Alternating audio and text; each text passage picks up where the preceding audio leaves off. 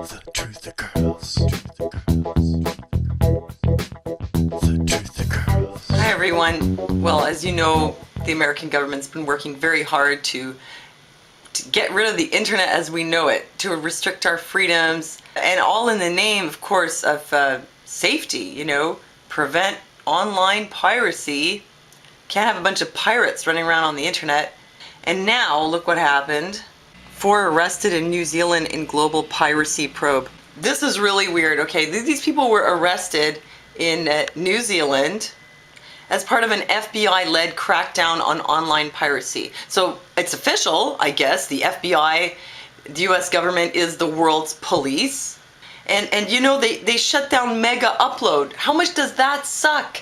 I loved Megaupload. I wasn't even downloading movies or anything. I was just sharing files with my friends.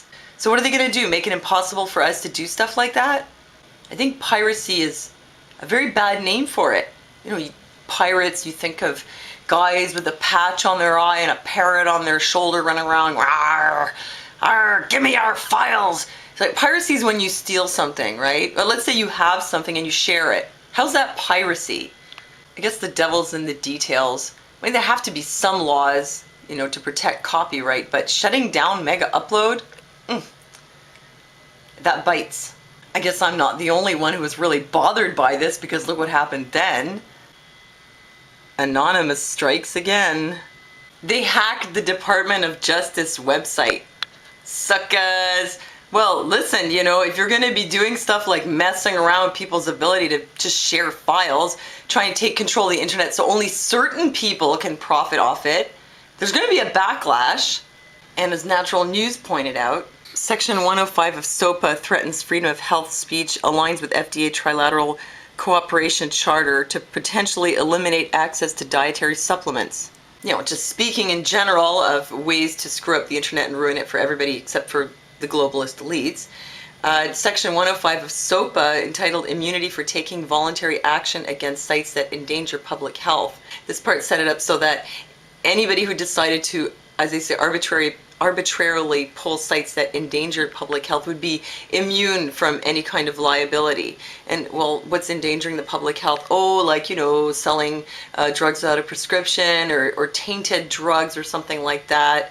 But then, it just depends what you classify as a drug. It could be a supplement, could even be a food. They tried that here in Canada with Bill C-51 a couple of years ago. So, who knows where this would lead down the road. You can't sell stuff online. You can't have, links to people who sell it. You're afraid to because you might end up in court because of some SOPA or PIPA or whatever kind of act they want to pull off, and put a lot of people out of business. And in response to the SOPA and PIPA, there was a huge blackout this week, including, all the big sites like Wikipedia as well. And, if public opinion has any effect, you'd think that they would take all this into consideration and the bills wouldn't go through. But I'm not so sure that they really care at all what we think. I'm not so sure, but I could be wrong. Well, let's see what happens. But online piracy, that's an issue that'll never go away because somebody feels like they're getting ripped off, and the solution to this would be to just shut everything down, shut out of business.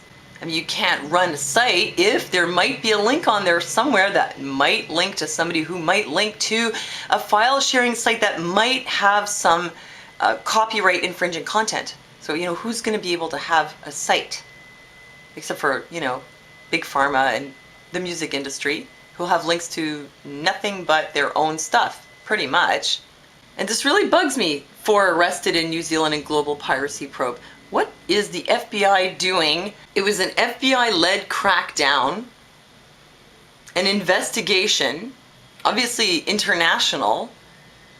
If the FBI would really like to do humanity a service and run an international investigation that would lead to a crackdown, I suggest that they would start with this: pedophilia and Satanism.